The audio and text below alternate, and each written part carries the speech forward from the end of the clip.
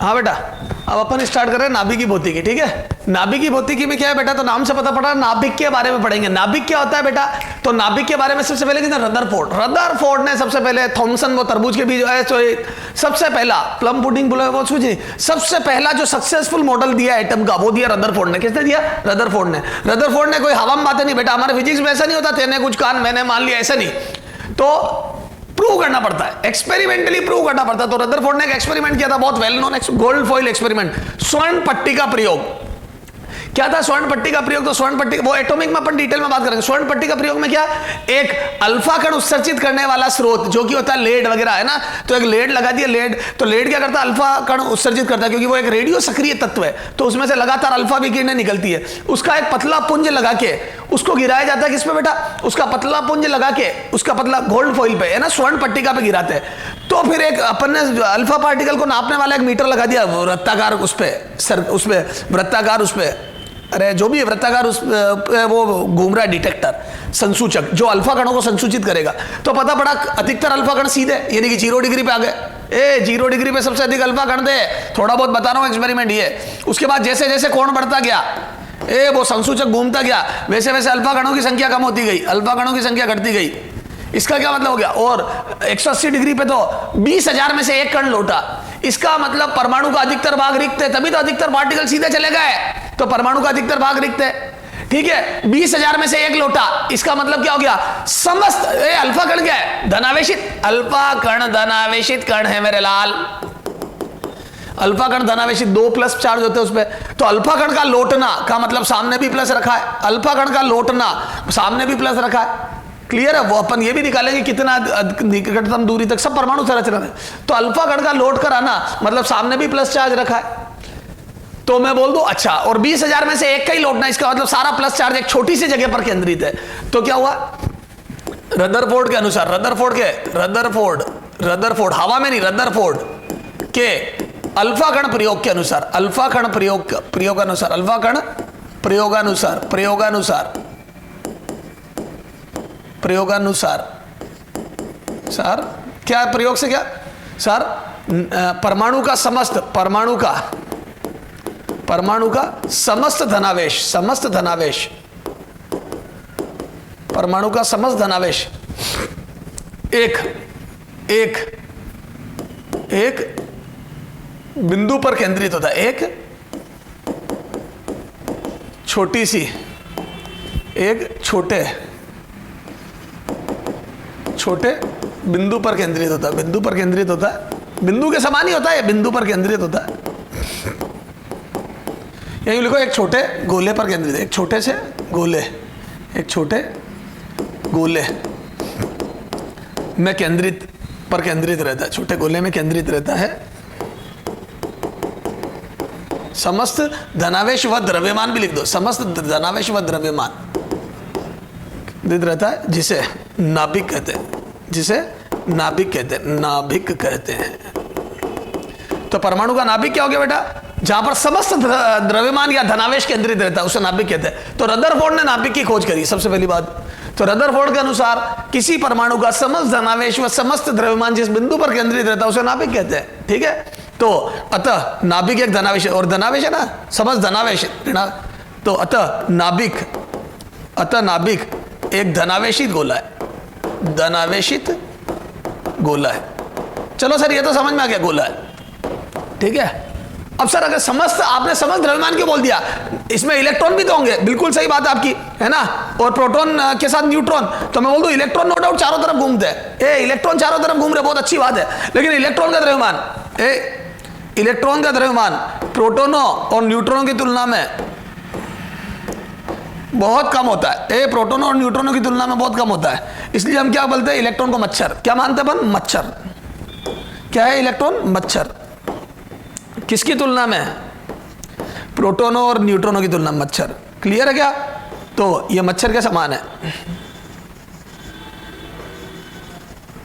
ठीक है, तो प्रोटोन और न्यूट्रॉनों की तुलना में क्या है, मच्छर के समान है, बहुत कम द्रव्यमान है। ठीक सर, अच्छा सर प्रोटोन और न्यूट्रॉन का द्रव्यमान होता है कितना, तो देख बेटा बहुत इंपॉर्टेंट है, प्रोटोन का द्रव्यमान न्यूट्रॉन का द्रव्यमान किलो और एएमयू दोनों में दिख रहा हूं बेटा, ये याद होना चाहिए तुम्हारे को, मैं तो याद करूंगा नहीं। ओके सर, हम भी नहीं करेंगे। 1.67 बेटा, पापा ले जाएंगे छत पे, आजा बेटा तेरे को द्रव्यमान याद कराऊं, ठीक है। पहले एक दो बार मौके देंगे, खुद याद कर ले, नहीं करेगा तो ले जाएंगे छत पे, ले आजा बच्चा तेरे को द्रव्यमान याद कराता हूं। चले मत जाना बेटा, ध्यान रख लेना।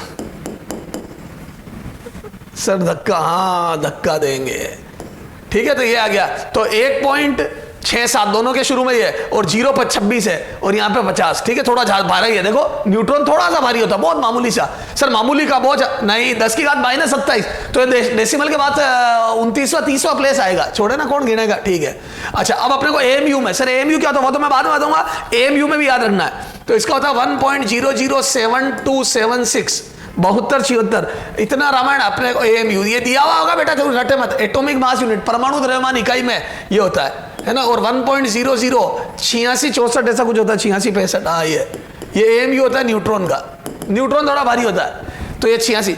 अब लगभग इसको भी क्या दिया हुआ होता है बेटा, ये तो एग्जैक्ट है, तो इनको लगभग लिखा होता है 1.0073 है ना, ये लिखा हुआ था। यू, एएमयू को यू भी लिखते हैं बेटा, ये सारे ध्यान रखना, ये यू परमाणु द्रव्यमान इकाई को, और इसको लिखा होता है 0087, ये दिए हुए होते हैं एग्जाम में।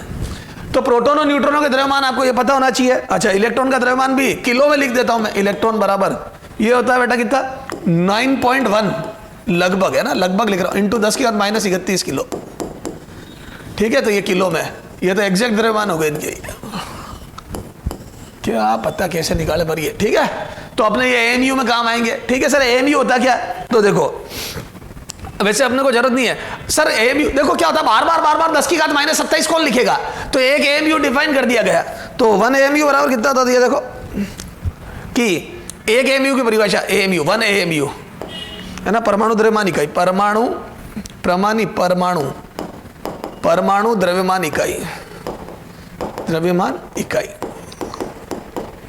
परमाणु द्रव्यमान इकाई, एएमयू, एटॉमिक मास यूनिट। तो ये होता है बेटा 1 एएमयू, एक परमाणु द्रव्यमान इकाई बराबर कार्बन का जो एक परमाणु 1/12वां भाग, कार्बन के एक परमाणु के द्रव्यमान का 12वां भाग, कार्बन के एक परमाणु का द्रव्यमान, है ना। डेफिनेशन की वजह सीधा सूत्र लिख दिया, है ना। वो मूल अवस्था में होना चाहिए और रेस्ट में होना चाहिए, क्योंकि गति करेगा तो उसका गति के कारण भी द्रव्यमान बढ़ जाता है। कार्बन के एक परमाणु का जो द्रव्यमान होता है उसका 12वां भाग एक एएमयू होता है। कार्बन के परमाणु का जो भी एक परमाणु का जो द्रव्यमान है उसका 12वां भाग, ठीक है। कार्बन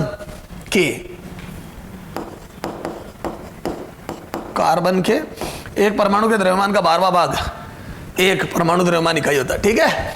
और इसका मान हल करने पर आता है 1.66 इंटू 10 की घात -27, 1.66 इंटू 10 की घात -27 किलोग्राम, ये 1 एएमयू होता है, ध्यान रखना। अब ये इसलिए डिफाइन कर दिया गया, बार इतने द्रव्यमानों को ऐसे कौन लिखेगा, जैसे कार्बन का द्रव्यमान ये सब 10 की घात -27 में बार कौन लिखेगा, तो याद है अपन 10 की घात -6 को माइक्रोमीटर लिख देते थे, माइक्रो, 10 की घात -12 पीको, ठीक है। तो ऐसे करके इसको भी बदल दिया गया, है ना। तो 1.66 इंटू 10 की घात -27 का भाग लगा सबको एएमयू में बदल दिया। तो अब एएमयू में थोड़े से मास छोटे दिखने लग गए, अरे समझ गए। तो ये बहुत छोटी इकाई है द्रव्यमान को नापने की, एएमयू, ठीक सर, ठीक है सर। तो अंदर क्या होता है, प्रोटॉन न्यूट्रॉन। तो अब देखो प्रोटॉन का द्रव्यमान, न्यूट्रॉन का द्रव्यमान बता दिया, अब ये बताने की जरूरत नहीं है न्यूट्रॉन की खोज किसने की, है ना। तो न्यूट्रॉन की खोज इसमें लिखा है जेम्स चैडविक ने करी, ठीक है। प्रोटॉन की खोज गोल्डस्टाइन ने करी। क्या मतलब है यार इन चीजों का, ठीक है। मैं नहीं लिखा रहा हूं बेटा, केमिस्ट्री में पढ़े आप, ठीक है। अब देखो नाभिक का ये, अब नाभिक क्या होता है, तो नाभिक को लिखने का तरीका, नाभिक को प्रदर्शित करने का तरीका, नाभिक को लिखने का तरीका, नाभिक को प्रदर्शित करने का तरीका, ठीक है। गोलाकार होता है ये बात तो ठीक है, प्रदर्शित करने का तरीका। तो नाभिक को ऐसे लिखते बेटा, ये आपको सब पता है, सब बातें पता है तेरे को, है ना। तो अच्छा वो खोज का भी लिख दे, है ना। इसकी प्रोटॉन की खोज किसने करी बेटा, प्रोटॉन की खोज, न्यूट्रॉन की खोज इसकी गोल्डस्टाइन, है ना, देख लेना बेटा, गोल्डस्टाइन ने, है ना, खोज करी इसकी। और इसकी किसने करी बेटा, जेम्स चैडविक, चैडविक। तो जेम्स चैडविक ने इसकी करी, है ना, इसकी इसने गोल्डस्टाइन ने करी, इलेक्ट्रॉन का भी देख लो लिखा हो तो, नहीं लिखा विचलन के अंदर खुद ने इलेक्ट्रॉन का, ठीक साहब। तो नाभिक के अंदर प्रोटॉन न्यूट्रॉन होते हैं, गोलाकार होता है, ठीक है। समस्त द्रव्यमान और आवेश एक बिंदु पर केंद्रित होता है। अभी आपको नाभिक की घनत्व बताऊंगा, एक बिंदु पर नाभिक का घनत्व बताऊंगा, आपको आश्चर्य होगा जान के कितना जबरदस्त घनत्व होता है क्या। तो नाभिक को प्रदर्शित करने का तरीका ये हो गया परमाणु क्रमांक। परमाणु क्रमांक क्या बताता है? परमाणु क्रमांक प्रोटोनों की संख्या को, प्रोटोनों की संख्या। तो परमाणु क्रमांक प्रोटोनों की संख्या को प्रदर्शित करता है। और ये हो गया बेटा द्रव्यमान संख्या, बोलते हैं इसको द्रव्यमान संख्या। और ये द्रव्यमान संख्या जो होती है बेटा, ये न्यूट्रॉनों की संख्या को, न्यूट्रॉनों की संख्या। तो परमाणु क्रमांक प्रोटोनों की संख्या को बताता है। ये परमाणु क्रमांक बहुत अच्छे से पता है तुमने, और ज्यादा अच्छे से पढ़ा रखा है। हाँ, और द्रव्यमान संख्या किसको निरूपित करता है? न्यूट्रॉनों की संख्या। नहीं सर, कुल संख्या। सर आज आपका ध्यान कहाँ है? मैं तो बेटा चेक कर रहा था, तुझे पता है क्या कुल संख्या? क्या? Proton plus neutron, proton plus neutron. तो ये प्रोटोनों की संख्या को और वो कुल संख्या को, ठीक सर। अब देखो इसमें छोटे मोटे क्वेश्चन, इधर देख एग्जाम्पल 1। नाभिक, नाभिक में प्रोटोनों व न्यूट्रॉनों की संख्या बताइए, की संख्या बताइए। मच्छर, सॉल्यूशन में पहली लाइन लिख दो मच्छर। सर कैसे मच्छर? इधर देख, तो मैं बोल दूं नीचे वाले नंबर ऑफ प्रोटॉन, नीचे वाले प्रोटॉन ऊपर वाले टोटल। तो मैं बोल दूं प्रोटोनों की संख्या बराबर 30, न्यूट्रॉनों की संख्या कितना? ये हो गया जेड, यहां जाएगा a माइनस जेड, कितना आ जाएगा बेटा? तो ऊपर वाला माइनस नीचे वाला 31। क्लियर है? तो प्रोटोनों की संख्या नीचे वाला, न्यूट्रॉनों की संख्या ऊपर वाला माइनस नीचे वाला। सर अब तो प्रोटॉन न्यूट्रॉन हम फट देख के बता देंगे, तो कोई भी नाभिक लिखा होगा हम फट बता देंगे। आजा बेटा,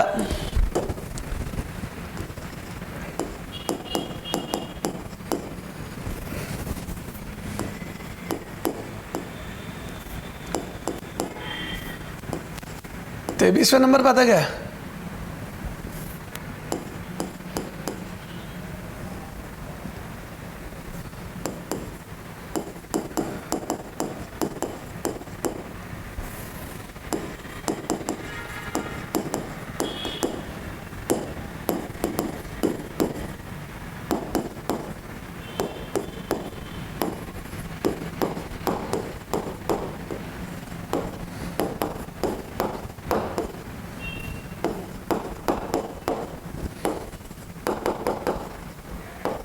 हाँ, ये क्वेश्चन लिखा है, इसको पढ़ो और इसका जवाब दो बेटा।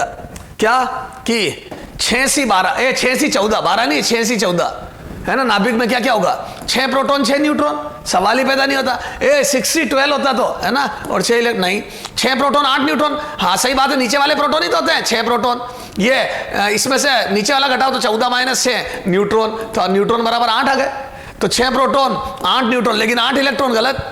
क्लियर है? 6 प्रोटॉन 8 न्यूट्रॉन, ये तो ठीक था। 6 प्रोटॉन सही बात है। हर परमाणु अनावेशित या न्यूट्रल होता है, उदासीन होता है। जब तक वो प्लस प्लस याद नहीं लिखे तो उदासीन। तो मैं बोल दूं जितने प्रोटॉन होते हैं इलेक्ट्रॉन। सही है? Yes sir. तो 6 प्रोटॉन 8 न्यूट्रॉन और 6 इलेक्ट्रॉन गलत। ऐसे होती गलतियां। जो बच्चा लैंग्वेज ढंग से नहीं पढ़ता, चीजों को ढंग से नहीं समझता, वो ऐसे बर्बाद होता है। सर कैसे? यार एक बात बता, मैंने नाभिक लिखा ना, लैंग्वेज हमेशा जो चीज दी हुई और जो पूछी उसको अंडरलाइन करो। नाभिक, तो मैं बोल दूं नाभिक में नाभिक है। मूर्खों, मूर्खों ध्यान दे, ध्यान दे। नाभिक लिखा है, नाभिक लिखा है, नाभिक लिखा है, नाभिक लिखा है, परमाणु नहीं, परमाणु नहीं। पापा छत पर ले जाने वाले हैं, ले जाने वाले हैं। ठीक है बेटा? परमाणु नहीं लिखा, नाभिक लिखा बेटा। घर वालों के पैसे खराब नहीं करने, ठीक है? नहीं पढ़ सकते हो क्वेश्चन ढंग से। हाँ ठीक सर। तो सर बताता हूं, तो मैं बोल दूं सिर्फ इलेक्ट्रॉन नहीं है नाभिक में, प्रोटॉन प्लस न्यूट्रॉन, तो 6 प्रोटॉन और 8 न्यूट्रॉन। 6 इलेक्ट्रॉन, इलेक्ट्रॉन नहीं होंगे, नहीं होते हैं। तो नाभिक के अंदर इलेक्ट्रॉन नहीं होता, सिर्फ प्रोटॉन न्यूट्रॉन होते हैं। ठीक है? तो 8 प्रोटॉन, तो आंसर नन ऑफ दिस। मैंने जानबूझ के कोई ऐसा ऑप्शन नहीं दिया 6 प्रोटॉन 8 न्यूट्रॉन वाला, नहीं तो तेरा ध्यान चला जाता। ऐसे ही तो करते हैं एग्जाम में, माहौल बनाया जाता है। ठीक सर। तो 6 प्रोटॉन 8 न्यूट्रॉन होंगे, इलेक्ट्रॉन नहीं होंगे, तो ये इलेक्ट्रॉन नहीं होंगे, ध्यान है, इसमें गलती है। यस सर, समझ में आ गया। तो बहुत ध्यान से पढ़े, नाभिक की बात चल रही है परमाणु की, क्योंकि जब आप एग्जाम दोगे तो सब एक साथ आएगा, उस समय ध्यान नहीं जाता है। अभी तो नेता बन रहे हो तुम, हमें तो पता है सर, इसमें ऐसी कौन सी बात है, रहोगे ना फिर। अच्छा देखो, तो नाभिक को 3 है ना, तत्वों को 3 श्रेणी में बांटा गया, तत्वों को 3 श्रेणी में बांटा गया, 3 श्रेणी में बांटा गया, क्या है ना, या यूं लिख दो सीधा, समस्थानिक। क्या तरह समस्थानिक है ना, जिनमें प्रोटॉनों की संख्या समान, जिनमें प्रोटॉनों की संख्या समान, परंतु न्यूट्रॉनों की संख्या अलग अलग हो, परंतु न्यूट्रॉनों की संख्या अलग अलग, ठीक है। जिनमें प्रोटॉनों की संख्या तो समान हो, परंतु न्यूट्रॉनों की संख्या अलग अलग हो, ठीक है, उनको समस्थानिक कहते हैं, ठीक है साहब, है ना। समभारिक है ना, समभारिक। अच्छा, इसमें प्रोटॉनों की संख्या समान हो, है ना, समान संख्या समान, तो मैं यहां लिख दूं क्या, जेड समान, जेड समान, अरे बोलो। और अगर तत्व की बात करूं, जैसे तो नाभिक में ये तत्व, तो मैं बोल दूं अगर परमाणु उदासीन तत्व है तो जितने प्रोटॉन उतने इलेक्ट्रॉन, तो अगर 2 तत्व समस्थानिक है तो उनके प्रोटॉनों की संख्या समान है, मतलब तत्वों के इलेक्ट्रॉनों की संख्या भी समान है, तो मैं बोल दूं इनकी रासायनिक, इनके क्या बोलते हैं अपने, रासायनिक गुणधर्म समान होते हैं, केमिकल प्रॉपर्टीज, रासायनिक गुणधर्म समान होते हैं, रासायनिक गुणधर्म समान होते हैं, ठीक है, इनके रासायनिक गुणधर्म समान होते हैं, सारे समस्थानिक रासायनिक गुणधर्म समान, क्लियर है, क्योंकि इलेक्ट्रॉनिक विन्यास समान रहता है, इलेक्ट्रॉनिक विन्यास समान रहता है, तो इनका इलेक्ट्रॉनिक विन्यास समान रहता है, इसलिए इनके रासायनिक गुणधर्म समान होते हैं, ठीक है साहब। समभारिक, ठीक है, जिनमें तत्व जिनमें या अच्छा जिनमें यूं लिख दो सीधा, जिनमें ए समान, द्रव्यमान संख्या समान, द्रव्यमान संख्या समान, मतलब ए समान, मतलब प्रोटॉन प्लस न्यूट्रॉन समान और प्रोटॉन प्लस न्यूट्रॉन समान, तो मैं बोल दो ए समान या प्रोटॉन प्लस न्यूट्रॉन समान, क्लियर है। तो वे तत्व जिनका ए द्रव्यमान संख्या समान हो या प्रोटॉन प्लस न्यूट्रॉन समान हो, उन्हें समभारिक कहते हैं, ठीक है, क्लियर है क्या। अच्छा, सम न्यूट्रॉनी, नाम से पता पड़ गया, तो सम न्यूट्रॉनी वे तत्व जिनमें, सीधा लिखो, जिनमें अच्छा द्रव्यमान संख्या समान परंतु प्रोटॉनों की संख्या अलग अलग, ये भी लिखो, परंतु प्रोटॉनों की संख्या अलग अलग है ना, संख्या अलग अलग, नहीं तो पूरे ही सेम हो जाएंगे ना, अलग अलग, उनका नाम अलग है, हाँ, जिनमें न्यूट्रॉनों की संख्या समान, सम न्यूट्रॉन की संख्या समान परंतु प्रोटॉनों की अलग अलग, ठीक है। जिनमें न्यूट्रॉनों की संख्या तो समान हो परंतु प्रोटॉनों की संख्या अलग अलग हो, उनको क्या बोलते हैं बेटा, बोलो, सम न्यूट्रॉनी, ठीक सर, आ जाओ। अब देखो बेटा, जैसे इसमें इसका एग्जाम्पल क्या लिखोगे बेटा, तो इसका एग्जाम्पल देखो बेटा, समस्थानिक का एग्जाम्पल, तो 6C12 व 6C14 ये आपस में समस्थानिक है, 1H1 1H2 1H2 हाइड्रोजन के 3 समस्थानिक, 1H2 एंड 1H3 ड्यूटीरियम प्यूटीरियम टीटीरियम, तेरे को सब पता है, मेरे को नहीं पता, हाँ ये केमिस्ट्री, हाँ, तो 6C12 6C14 ये समस्थानिक है, 1H1 1H2 1H3 समस्थानिक है। समभारिक बोलो बेटा, समभारिक जिनमें द्रव्यमान संख्या समान हो, जैसे 6C14 व 7N14 ये दोनों समभारिक है, देखो दोनों में 14 है टोटल नंबर, 6C14 7N14 दोनों समभारिक है, ठीक सर। अच्छा, ये सम न्यूट्रॉनी जिनमें न्यूट्रॉनों की संख्या समान हो, अब न्यूट्रॉनों की संख्या कहां से लाऊं, तो ये देख 6C13 कितना क्या 7 आ रहा ना, वह 7N14 देख, जिनमें प्रोटॉन तो अलग अलग है लेकिन न्यूट्रॉन समान है, देख इसमें कितने आ रहे हैं न्यूट्रॉन, 6C13 में न्यूट्रॉनों की संख्या कितनी आ रही है 7, इसमें देख घटा दोनों में 7 आ गए न्यूट्रॉन, ए माइनस जेड न्यूट्रॉन सेम आ रहा है, बोलो, तो ये इनके एग्जाम्पल हो गए, तो एक एग्जांपल दे दिया मैंने क्या, तो समबारिक हो गया 6 सी 14, n सी 7 सी 14, ठीक सर।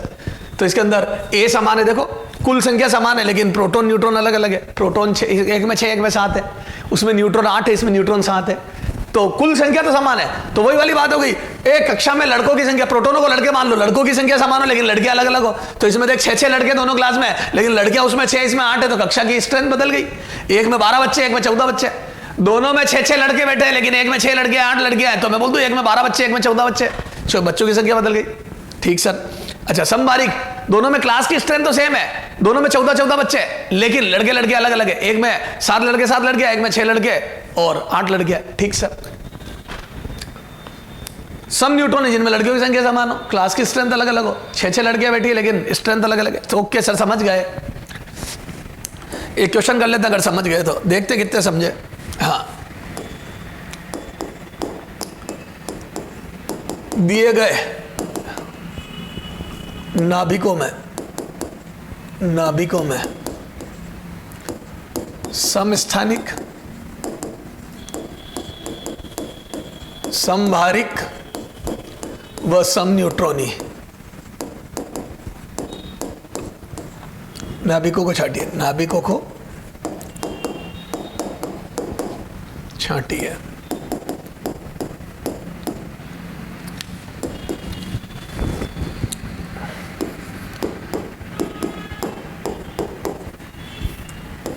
ए बी की लैंग्वेज में लिख रहा हूं मैं, ताकि मेरे को तत्व नहीं सोचना पड़े, केमिस्ट्री कमजोर है।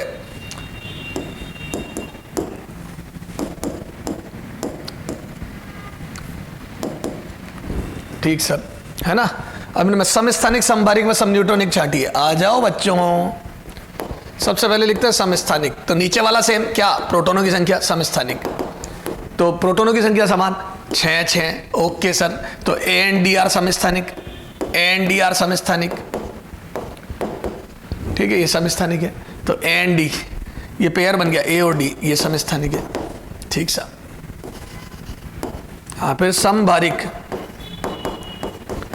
ठीक है, जिसमें ए समान हो, ए एन यहां लिख दूं, जेड समान, सीधा नीचे वाला समान, यहां पे समभारिक, समभारिक में ऊपर वाला समान, किसमें है क्या, किसी में ही नहीं है यहां तो समभारिक, ये क्या लिख दिया अपन ने, ठीक है, समभारिक, ठीक है सर, ठीक है सर, ठीक है सर, ठीक है सर।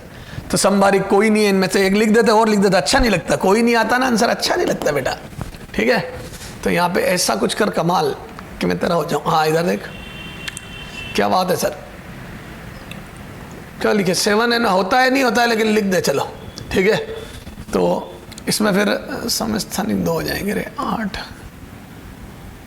16, कुछ भी लिख दे यार, अब क्या करूं मैं बता, 7 लफड़ा हो रहा है, 9, 16 कुछ भी कर दे चल। अरे वो होए नहीं होए तो मैंने कुछ भी लिख दिया है, हाइपोथेटिकल बेटा, इमोशनल मत होना, या चल फिर वही लिख 7 और वो 7, 13, ये लिख दे, ठीक है। तो फिर समस्थानिक के 2 पेयर बन गए, तो ये आपस में समस्थानिक है, देख ए और डी आपस में समस्थानिक है और ये भी समस्थानिक है, लेकिन ये चारों एक साथ मत लिख देना, बी और ये आपस में समस्थानिक है, वह बी है ना, 7B 14 एंड 7E 13, ये समस्थानिक है। तो ये पेयर आपस में समस्थानिक है और ये आपस में समस्थानिक है, तो ये इसके साथ समस्थानिक है और वो उसके साथ समस्थानिक है। समभारिक, बाहर समान, तो ये देखो 13, 13 वाले, तो मैं बोल दूं D 13, 6D 13 व 7E 13, ये आपस में समभारिक है, ये समभारिक है, ठीक है। तो ये दोनों आपस में समभारिक है क्योंकि इनमें प्रोटॉन प्लस न्यूट्रॉन की संख्या समान है, दोनों में 13, 13, ठीक है सर। सब न्यूट्रॉनी, सम न्यूट्रॉनी, सम न्यूट्रॉनी, ठीक है, ये सम न्यूट्रॉनी। सम न्यूट्रॉनी कौन कौन है, तो इसमें न्यूट्रॉनों की संख्या 6, इसमें न्यूट्रॉनों की संख्या 7, इसमें न्यूट्रॉनों की संख्या 8, इसमें न्यूट्रॉनों की संख्या कितनी हो गई 7, इसमें न्यूट्रॉनों की संख्या कितनी हो गई बेटा 6, ठीक है। वहां न्यूट्रॉन 6, इसमें 7 ये। अब देखो कौन कौन हो गए, तो ए और ई सम न्यूट्रॉन, ये देखो दोनों में न्यूट्रॉन समान है, तो ए व ई, ए 6C 12 व कौन है 7E 13, इन दोनों में देख लो न्यूट्रॉन समान है, ये आपस में सम न्यूट्रॉन ही है ये, और ये दोनों बी और डी, तो एंड बी व डी, तो बोल दूं 7B 14 व 6d13, ये आपस में सब न्यूट्रॉनी है। 7b14 बस 6d13, ठीक है, ये आपस में सब न्यूट्रॉनी है। तो ये दोनों आपस में सब न्यूट्रॉनी है और ये दोनों आपस में सब न्यूट्रॉनी है। क्लियर है क्या? Yes sir. तो ए व ई समझ गए सर हम सारी बात। तो न्यूट्रॉन प्रोटॉन और ये सब देख लो, ठीक साहब। हाँ, निम्न में से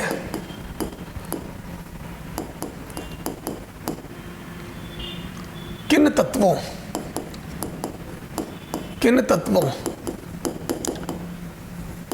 की रासायनिक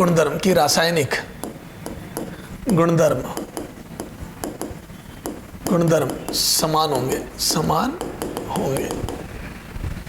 ए 6c14 व 7n14 मतलब समभारिक्य। बी 6c14 व 6c12। सी 6c14 व 8o16 यानी कि सम न्यूट्रॉनिक है। डी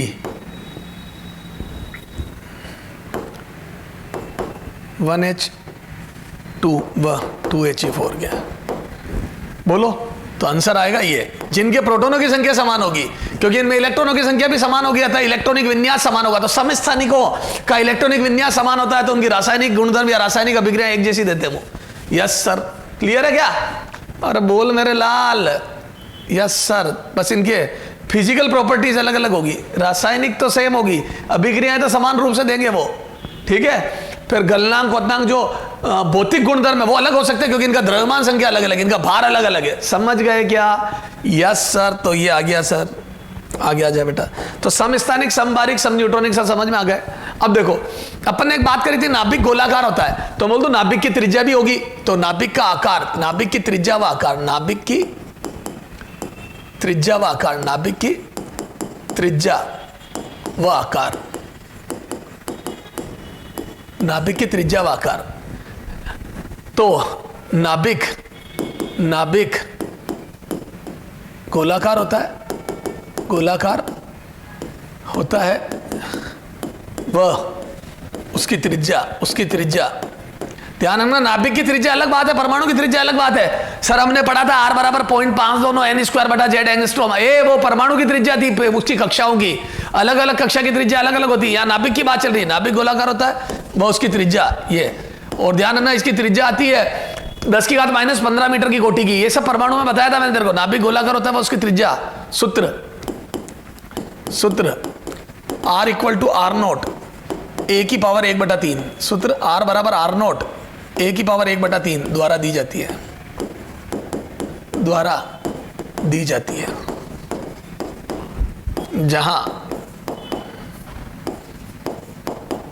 जहां R0 बराबर 1.2 इंटू 10⁻⁻15 मीटर। अब देखो कई किताबों में 1.2 1.1 लिखा होता है, तो ये कोई ऐसी फिक्स वैल्यू नहीं है, लगभग कर दो इसको, ठीक है। बस 10⁻⁻15 मीटर की कोटि का होता है, ध्यान रखना। तो नाभिक 10⁻⁻15 मीटर की कोटि का होता है और परमाणु चारों तरफ अगर इलेक्ट्रॉन भी घुमा दूं मैं तो ये 10⁻10 मीटर की कोटि का होता है। ये 10⁻15 मीटर की कोटि का होता है, की कोटि, और ये 10⁻10 मीटर की कोटि का होता है। कौन? परमाणु 10⁻10 मीटर की कोटि। क्लियर है ये? तो नाभिक 10⁻15 मीटर की कोटि का होता है और परमाणु 10⁻10 मीटर की कोटि का होता है, ये ठीक है ये। और ए द्रव्यमान संख्या, वह ए द्रव्यमान संख्या, ठीक सर। तो ये नाभिक का आकार हो गया, ठीक है। अब नाभिक का घनत्व नियत होता है। क्या होता है नाभिक का घनत्व? इधर देख, नाभिक का घनत्व, नाभिक का घनत्व अभी त्रिज्या पे क्वेश्चन करेंगे और घनत्व पे क्वेश्चन। नाभिक का घनत्व दो, ठीक है। तो आपको पता ही होगा घनत्व बराबर द्रव्यमान बटा आयतन होता है बेटा। ए द्रव्यमान बटा आयतन, घनत्व बराबर द्रव्यमान बटा आयतन, द्रव्यमान बटा आयतन। ये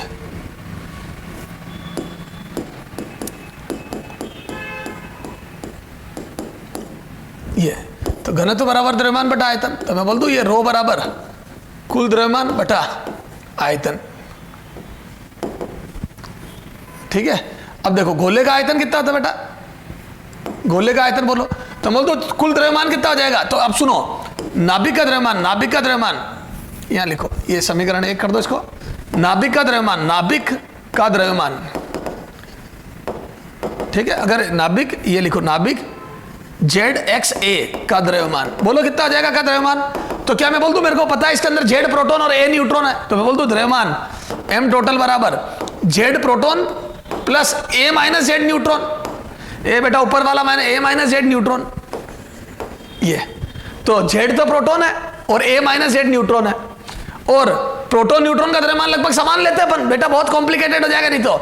और मैं बोल दूं चूंकि प्रोटॉन व न्यूट्रॉन का द्रव्यमान लगभग समान है, तो मैं बोल दूं कुल n चीजें, a चीजें, सॉरी कुल a चीजें प्रोटॉन पर, तो एक 12th क्लास के लड़के और लड़के का द्रव्यमान मैं सेम मान रहा हूं लगभग, तो मैं बोल दूं वो m मान लिया, किसी का ज्यादा किसी का कम। सर मैं तो बहुत मोटा हूं, ए बेटा तू मोटा है तो कोई और भी मोटी होगी, समझ गए, तो वो मोटे से मोटा कैंसिल, तो वो लगभग औसत द्रव्यमान की बात कर रहा हूं। तो प्रोटोन और न्यूट्रॉनों का द्रव्यमान लगभग समान, वो m मान लिया मैंने। तो क्या मैं बोल दूं इतनी कॉम्प्लिकेटेड कैलकुलेशन करने की बजाय मैं बोल दूं कि टोटल द्रव्यमान लगभग m गुना जितनी संख्या है, लड़के लड़की सब एक साथ गिन लिए मैंने, तो 50 बच्चे हैं तो 50 इंटू कि औसत एक का द्रव्यमान, तो प्रोटॉन न्यूट्रॉन का द्रव्यमान लगभग समान ले लिया मैंने। यस सर, तो ये थोड़ा सा द्रव्यमान आसानी से आ गया। तो एक प्रोटॉन न्यूट्रॉन का द्रव्यमान गुना ए मतलब द्रव्यमान संख्या है, द्रव्यमान क्रमांक। ठीक सर, तो नाभिक का द्रव्यमान मैंने ऐसे लिख दिया, तो ये लगभग समान ले लिए दोनों, तो मैं बोल दूं ये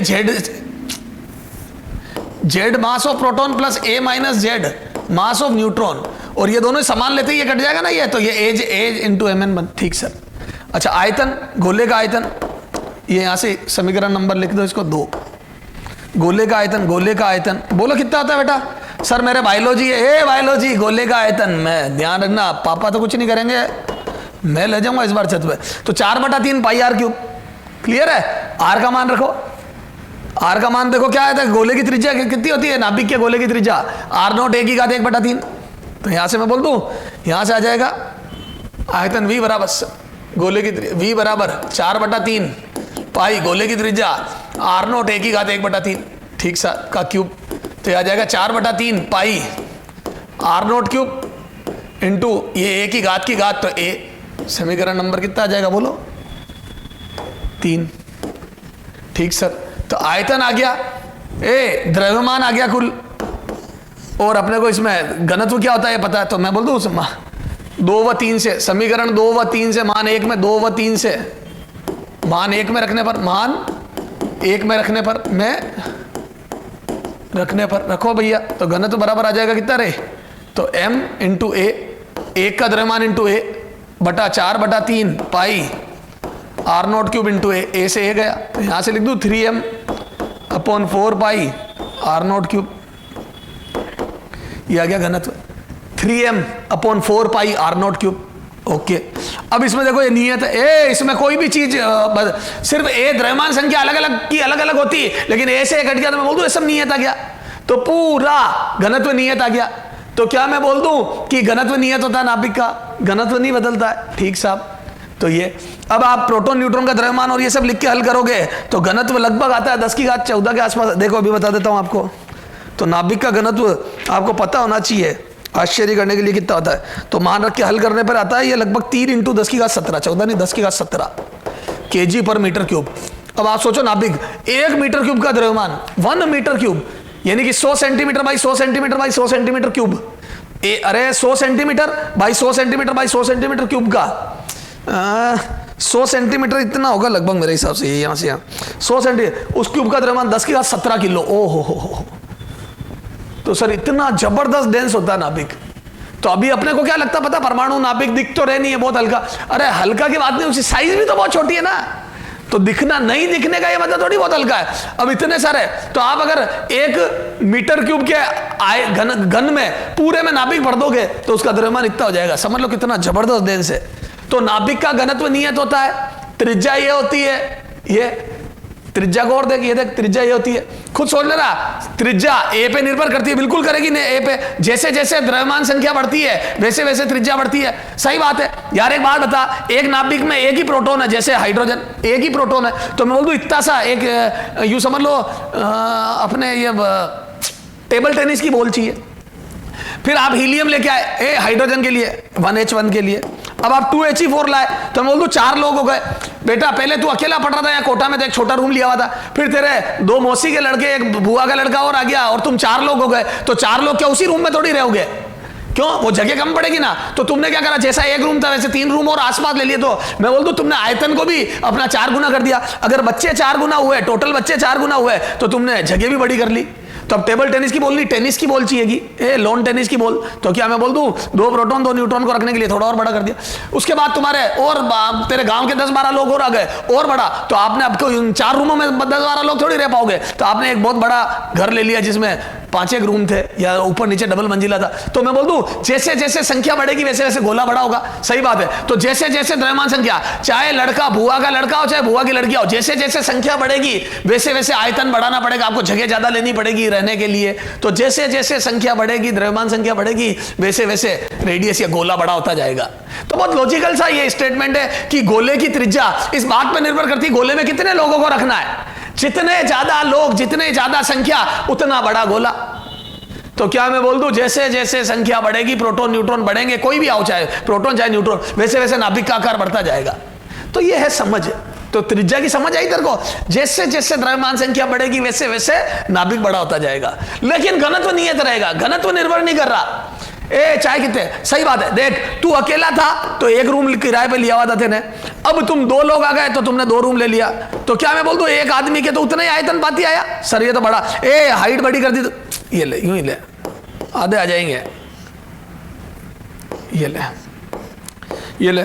तो क्या मैं बोल दूं 2 लोग आए तो आयतन 2 रूम ले लिए। तो क्या मैं बोल दूं प्रति व्यक्ति तो उतना ही रूम पाती आ रहा है। तो क्या मैं बोल दूं जैसे जैसे संख्या बढ़ती गई वैसे वैसे गोला बड़ा होता गया, लेकिन घनत्व वही रहा। एकांक आयतन में द्रव्यमान वही रहा।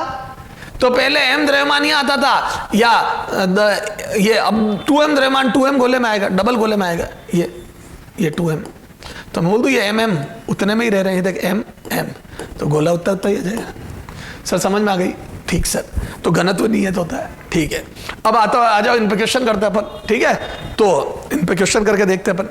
हाँ बेटा, अब रेडियस पे क्वेश्चन करते हैं अपन, है ना।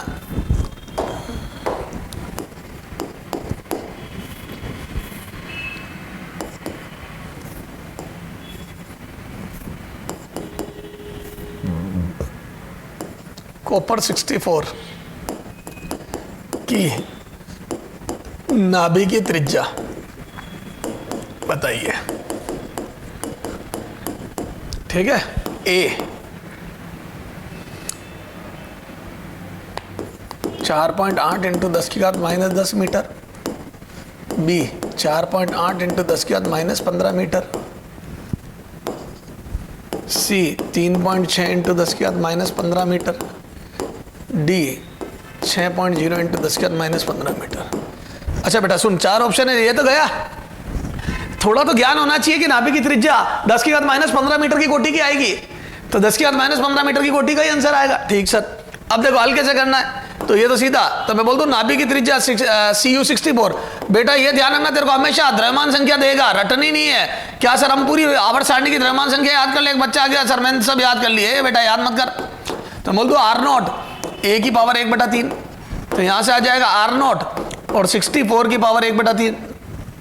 तो यहां से R0 का मान रखो बेटा, तो R0 का मान अभी अपन रखेंगे, तो यहां इसको मैं बोल दूं। अच्छा अब देखो बच्चा 64, सबकी घात 3, मुझे हमेशा घात 1/3 करनी है, तो नाभि की त्रिज्या में घात 1/3 करनी है, तो मैं सबकी घात 3 याद रखो बेटा, नहीं तो उस समय एग्जाम में बहुत टाइम लग जाएगा मेरे को। 2 की घात 3 8 होता है, 3 की घात 3 81 81 होता है, नहीं 27 होता है ना। 4 की घात 3 64 होता है बेटा, 5 की घात 3 बेटा 125 होता है, 6 की घात 3 बेटा कितना होता है बोलो? ये इतना बहुत है, चले एक और याद कर ले, 216 होता है, बस बहुत इतना। ठीक है, ये 3 घातें याद होनी चाहिए तेरे को, घात 3 सबकी याद होनी चाहिए। 5 तक तो एटलीस्ट याद होनी चाहिए तेरे को, क्या 2 की घात 3, 3 की घात 3, ताकि देखते ही तो जैसे ही मैंने 64 देखा मुझे पता है 4 की घात 3 है। अरे बोलो, अब ये 3 से 3 कट गया, घात की घात गुणा होती है बायोलॉजी, पावर की पावर मल्टीप्लाई होती है, तो 4r0। तो बोल दू ये कॉपर 64 की त्रिज्या आ गई 4r0। अब बेटा 4r0 आ गया तो मैं बोल दूं 4r0, r0 का मान रखोगे तो r0 की वैल्यू रखो, तो यहां पे आ जाएगा r cu64 is equal to, तो ये आ जाएगा 1248, तो 4.8 इंटू 10 की घात -15 मीटर।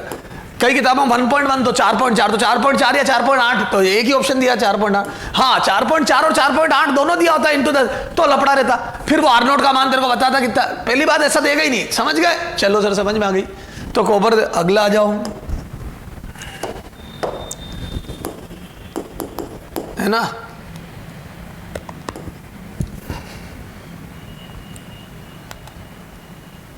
(1H1) व Al27, है ना, जो भी आवर्त ये लिख H1 व एल्यूमिनियम 27 की नाभिकीय त्रिज्याओं का अनुपात बताइए कि नाभिकीय त्रिज्याओं का अनुपात, नाभिकीय कि नाभिकीय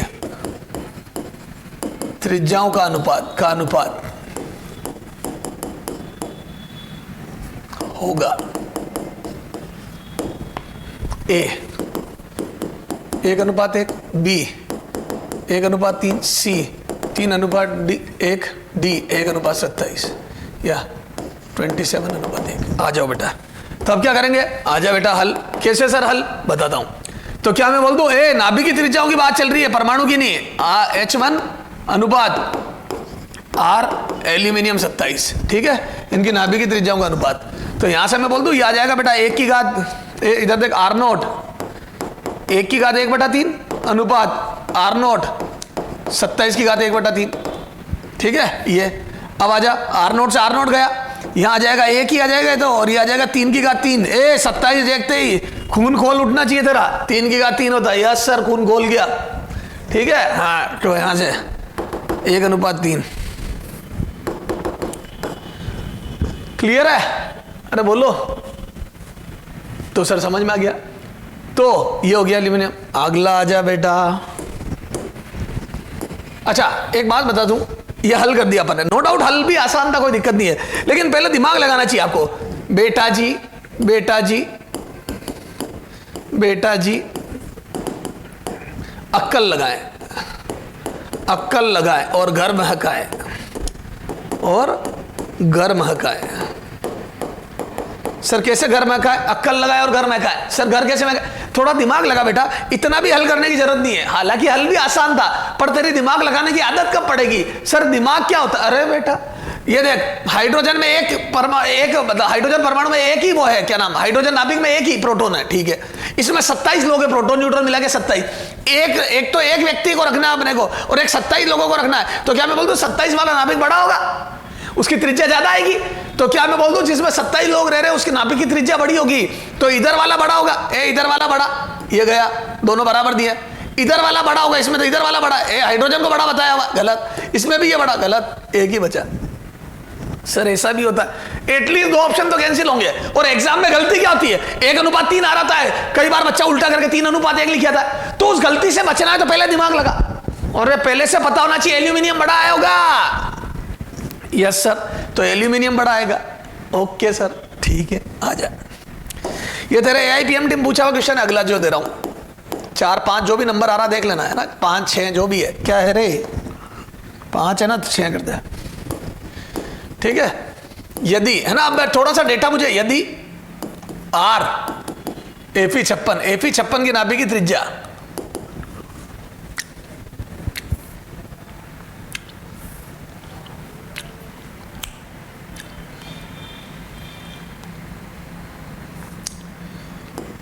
(4.127 इंटू 10 की घात -15 मीटर, है ना। ये मैं मेरे हिसाब से लिख रहा हूं बेटा डेटा, कंसेप्ट चेंज नहीं करूंगा, कंसेप्ट वही दूंगा जो तेरा AIPM टीम आया था। मीटर है या फर्मी कर दे, है ना, 10 की घात -15 मीटर का फर्मी है। तो R कॉपर 63 की नाभिक की त्रिज्या। अब उन्होंने R नोट, इसमें देखना कई बच्चे क्या सीधे इसकी निकालने लग जाते हैं, 4 आर नोट। इन्होंने आर नोट क्या लिया, अपने को क्या पता? हाँ जी, नाभि की त्रिज्या। तो ध्यान रखना, त्रिज्या क्या होगी, त्रिज्या ए 4.1 3.927 फर्मी, बी 4.127 फर्मी, सी 2.873 फर्मी,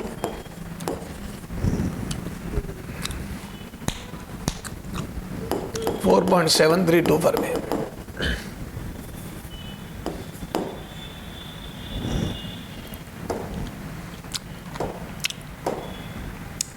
क्वेश्चन चला गया बेटा, होते रहते हैं इसमें ऐसी मिस्टेक, है ना, आए दिन काम है ये।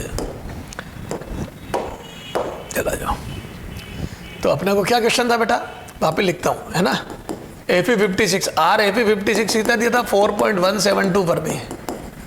तो RCU 63 की नाभि की त्रिज्या, ए 4.172, ये मैंने सेकंड ऑप्शन में लिखा था, है ना। चलो देख लेना क्या दिया था, 132, बी 4.3 जो भी दिया था 3.912 जो फर्मी, देख लेना बेटा, है ना, थोड़ा आसपास। सी 2.982 फर्मी, डी 4.732 फर्मी। ठीक है। अब देखो बेटा, अब बच्चे मेरे पास आते हैं क्या सर, कि देखो सर ये निकालना था, ऊपर लिख दिया हमने, ये दिया हुआ था Fe56 नीचे लिख दिया, दोनों का अनुपात लिया सर। तो यहां से आर नोट 63 की पावर 1/3 लिखा सर, अपॉन आर नोट 56 की पावर 1/3 लिखा। आर नोट से आर नोट कैंसिल हो गया, 63 अपॉन 56 की पावर 1/3 सर। उसके बाद सर हम बड़े जोश जोश में भगत सिंह, ठीक है, हाँ, into are Fe56, are Fe56 ये है ना। अब ये मान रख के और इस हल गए, ठीक है। अब सर ये यहाँ पे वैल्यू रखी और ये बस फिर करने लग जाता बच्चा। ये 63/56 दोनों अजीब अजीब सी वैल्यू है, दोनों क्यूब नहीं हो रहे। तो क्यूब नहीं हो रहे तो बच्चा बिल्कुल यहाँ पे सर अब क्या करें। कई लोग होते हैं बेचारे हिम्मत करके 1 से काटते, 2 से काटते, भाई लो जी सबसे पहले सर हमें 1 से काटते, बहुत बढ़िया, शाबाश बेटा। तो मैं बोल दूं यहाँ से अटक जाते हैं। अब तुमने क्या जोश जोश में क्वेश्चन चालू तो कर दिया पर अटक गए। ये क्वेश्चन ऐसा दिया था AIPMT ने कि जो हल करने वाले सब बर्बाद हो गए। तुम होता ना पहले आते ही धमाधम फॉर्मूला, बिना सोचा समझे आप स्टार्ट हो जाते हो, फॉर्मूला लिखा, डिवाइड करा, फिर आगे करना चालू कर देते हो। अब यहाँ पे क्या होगा, बस आवाज नहीं निकलती फिर आपकी, यहां बड़ा जोश दिखाते हो। तो सर बताता हूं, पहले दिमाग लगा बेटा, बेसिक पे क्वेश्चन दे दिया, AIPMT ने बड़ा जबरदस्त दिमाग लगाया। Fe56 और कॉपर 63, लॉजिकल रीजनिंग का क्वेश्चन था ये। कॉपर 63 जानबूझ के ऐसी कैलकुलेशन दी कि बच्चा उलझ जाए कि रेडियस नाभि की त्रिज्या Fe56 से बड़ी आएगी, इसका गोला जितना बड़ा होगा इससे उससे ज्यादा बड़ा होगा। सर क्यों, इसमें 63 लोगों को बिठाना है, यहाँ पे 56 लोगों को बिठाना है। क्या मैं बोल दूं इसका नाभिक बड़ा चाहिए? Yes sir. और इसका नाभिक अगर बड़ा चाहिए तो क्या मैं बोल दूं इससे ज्यादा आएगा आंसर, इससे ज्यादा, ये कम है, ये कम है, कम कम कम नहीं, बराबर, ज्यादा आएगा, एकमात्र ज्यादा दिया था, कंसेप्ट वही रखा है, डेटाज मेरे को नहीं याद है। तो क्या मैं बोल दूं एकमात्र ज्यादा ऑप्शन दिया था AIPMT ने। तो जिन लोगों ने नाभि की त्रिज्या को ढंग से पढ़ा कि जैसे द्रव्यमान संख्या बढ़ती है त्रिज्या बढ़ती है, वो लोग सब मजे कर गए। बाकी लोग कैलकुलेशन करते रहे और क्वेश्चन छोड़ना पड़ा और समय और खराब करा। यस सर, समय तो हमारा बहुत खराब चल रहा है। ए बेटा, हाँ, चलो आ जाओ, अगला देख, एग्जाम्पल 7।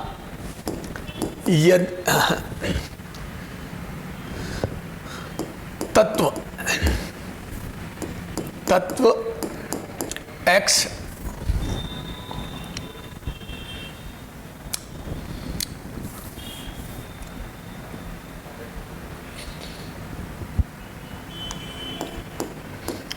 पच्चीस की नाभि की त्रिज्या बताइए। नाभि की त्रिज्या देख साफ साफ लिखा है, नाभि की त्रिज्या बताइए। ए है ना, जहां आर नोट है ना, जहां आर नोट का मान 1.2 इंटू 10 की घात -15 मीटर है। ए 6 इंटू 10 की घात -15 मीटर। बी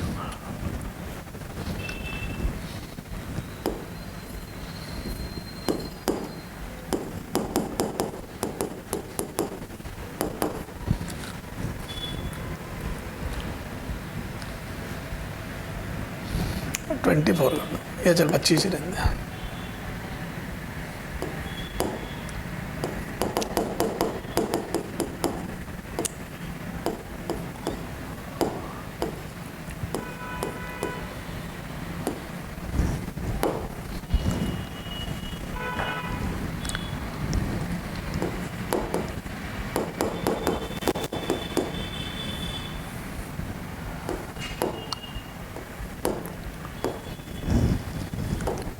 ये 4 ऑप्शन दिए बेटा, ठीक सर। अब सर वहां तो चलो दिमाग लगा लिया, बड़ा है तो नाभि की त्रिज्या ज्यादा, 2 में तुलना थी जब तक तो ठीक था। अब सर इसको हल करना कोई दिक्कत नहीं है, आजा बेटा हल करना भी सिखा रखा मैंने तेरे को। क्या आर बराबर आर नोट, नाभि की त्रिज्या का सूत्र दिया होता है 1/1/3। आर नोट का मान बेटा 1.2 इंटू 10⁻⁻15 मीटर इंटू ए कितना बेटा 25⁻1/3। ये तो ये आर नोट का मान 1.2 इंटू 10⁻5 मीटर और ये 25⁻1/3। अब 25 तो मेरे को याद नहीं है, क्यों? 2⁻3 मुझे पता है कितना होता है 8, 3⁻3 मुझे पता है 27 ही तो होता है, 4⁻3 मुझे पता है 64। ठीक साहब, आगे मैं नहीं लिख रहा हूं सर, क्यों? क्योंकि देख मेरा काम हो गया। अब ये 25 का ही नहीं आ रहा, देख 27 और 64 और ये 25 का ही नहीं आ रहा।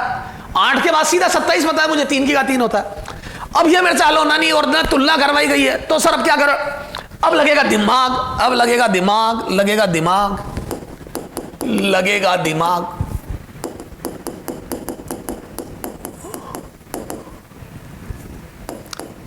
सर दिमाग मत लगवाओ सर, आज मैं हो गया हूं सर 18 साल 19 साल का, अभी तक सर मैंने दिमाग पैक का पैक है सर, बिल्कुल काम में नहीं लिया सर। क्यों थैली खुलवा रहे हो 2 मिनट?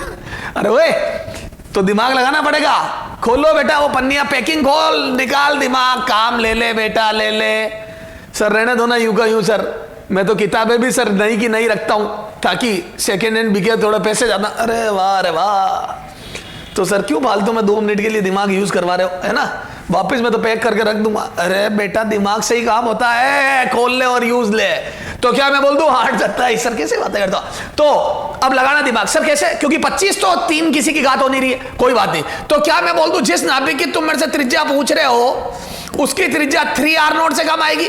क्योंकि अगर यहाँ पे 3r0 से कम आएगी, क्योंकि अगर यहाँ पे 27 होता, अगर 27 होता, ये इधर देख, तो मैं बोल दूं ये r 27 वाले से कम आएगी। एक नया एलिमेंट ले ले y या z 27 वाले से तो कम आएगी। और मैं बोल दूं इससे पहले जस्ट r 8 होता, z 8 y 8। क्या मैं बोल दूं 8 वाले तत्व, देखो मेरे को जो 2 की घात 3 पता है, 2 की घात 3 8 होता है, तो 8 और 27 के बीच में कहीं 25 आएगा। तो मैं बोल दूं 3 की घात 3 यानी कि 27 वाले से तो पहले आ जाएगी त्रिज्या। अरे r 27 वाले से तो त्रिज्या कम आ जाएगी ना, ये देख। अरे ये हो क्या रहा है यार?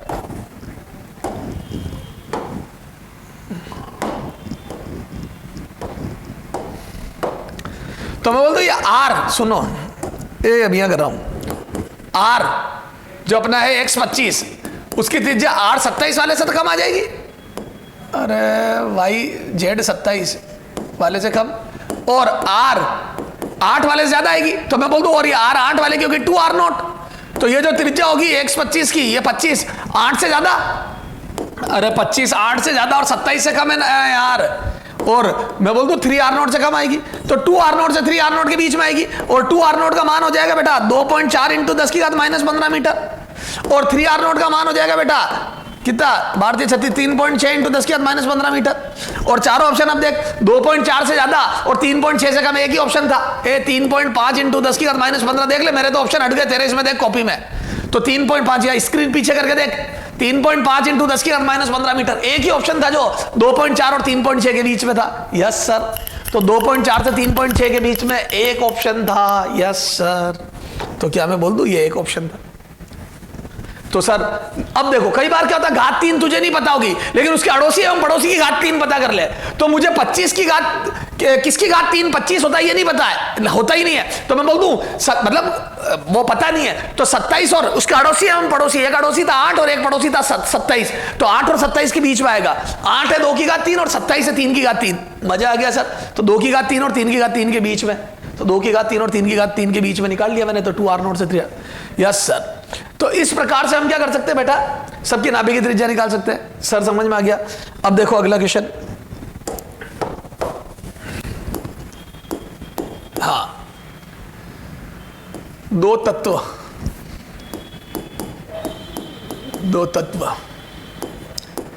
A27 व B64, ठीक है, के नाभिकीय घनत्व का अनुपात बताइए।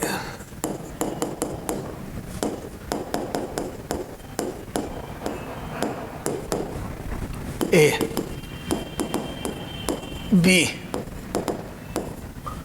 सी, डी, ये। अब सुनना, बच्चा तो जैसे ही ये दो देखता है, देखो वो क्या ये ऐसी अंकों में लिखते हैं ऐसे, ये देखते ही दमादम ए आगे को आव देखता है ना, ताव R0 ये RAL 27 अनुपात A27 और B 64, ये दमादम ये देखता है, और उसके बाद सीधा R0 27 की घात 1/3, R0 64 की घात 1/3, ये करता है। R0 से R0 गया, ये आ जाएगा 3 की घात 1/3 अनुपात 4 की घात 3 की घात 1/3, ये, और ये 3 से 3 उड़ाया, ये उड़ाया तो 3:4 है ना, ये 3:4 टेक कर था। और आके गहरी गहरी सांसें लेता है, एग्जाम हॉल से बाहर निकलता है, कॉलर ऊपर, ये बाहें ऊपर, कॉलर यूं करके, और बाहर निकलता है, और पापा मम्मी से ढंग से बात नहीं करता, एटीट्यूड में बात करता है, और पूछते पापा मम्मी क्या आपका बेटा डॉक्टर बन गया। फिर बाहर आता है, बच्चे डिस्कस करता है 2 लाख 4 लोगों से पेपर, मेरा तो 3:4 आया यार, ये वो बहुत इजी था, ये वो। फिर एक समझदार आदमी जो अपने क्लास का टॉपर था वो आता है, बोलता नहीं 3:4 नहीं 1:1 होगा। फिर अपना दिमाग खराब होता है और अपने को बात माननी पड़ती क्योंकि टॉपर है। अपन पूछते क्या हो गया, तो बोलता है बेटा क्वेश्चन तो ध्यान से पढ़ लेता, तेने 27 और 64 देख के आज तक क्या अपना खून खोल, वो भगत सिंह बन जाते हैं क्या कि आजादी ही मेरा गहना है। अरे क्या आजादी तेरा गहना है, वो 27 देखते ही 3 की घात बावड़े हो जाते हैं, क्योंकि 3 की घात 3 याद है। 64 देखते ही 4 की घात 3 याद है, मजा आ जाता है। 3 की घात 3 4 की घात 3 सर ने बहुत तगड़ा पढ़ाया था, पावर 1/3 करिए। अरे पूछा क्या, नाभिकीय घनत्व का अनुपात। अब बच्चा त्रिज्या इतनी ज्यादा निकाल चुका होता है, 27 64 की घाते 3 इतनी ज्यादा कर चुका होता है, 3 की घात 3 4 कि उसके दिमाग में यही रहता है दमादम ये करके, तो पूरा कर लेता है क्वेश्चन ढंग से। बेटा क्वेश्चन ध्यान से पढ़, नाभिकीय घनत्व का अनुपात पूछा है, और आपको पता है घनत्व नियत होता है, घनत्व बराबर नियत। तो कोई होना चाहे, घनत्व चाहे तू A27 का ले ले और घनत्व चाहे तू B64 का ले ले, घनत्व बराबर रहेगा 1:1। घनत्व विल रिमेन सेम, घनत्व नहीं बदलता है, घनत्व समान रहेगा, तो 1:1 आंसर था। अब समझ में, आजादी मेरा गहना है भगत सिंह। सर समझ में आ गई? तो सर अब ध्यान रखेंगे। तो खून खोलना अच्छी बात है बेटा, आप आजादी के लिए लड़े बहुत अच्छी बात है, लेकिन बहुत ध्यान से, है ना, कदम फूक फूक कर रखे। Yes sir. तो एक नंबर तो ध्यान रखना, घनत्व पूछा है या त्रिज्या, और त्रिज्या कौन सी, परमाणु की या नाभिक की। कई बार क्या हो, नाभिक इतना हावी हो जाता है, परमाणु की त्रिज्या पूछता तो भी हाँ सर ध्यान रखेंगे। क्लियर है? तो हाइड्रोजन परमाणु की पहली कक्षा की त्रिज्या तो वो बोहर मॉडल से 0.5 दोनों n² एंगस्ट्रॉम, वो एक अलग चीज है। नाभिक की त्रिज्या हाइड्रोजन परमाणु के अंदर जो नाभिक है उसकी त्रिज्या R0 1 की घात 1/3। Yes sir. अच्छा, तत्व जो दिया है उसमें कई बार वो लिखता है परमाणु में प्रोटॉन न्यूट्रॉन इलेक्ट्रॉन की संख्या, कई बार लिखता है नाभिक के अंदर, तो नाभिक में इलेक्ट्रॉन नहीं होते, ध्यान रखना। तो एक क्वेश्चन गलत करवाया था तेरे से, सर समझ में आ गई? तो सर त्रिज्या और घनत्व तो हमारे बिल्कुल क्लियर हो गए सर, ठीक है। अब अपन आगे बात कर देते, ठीक है।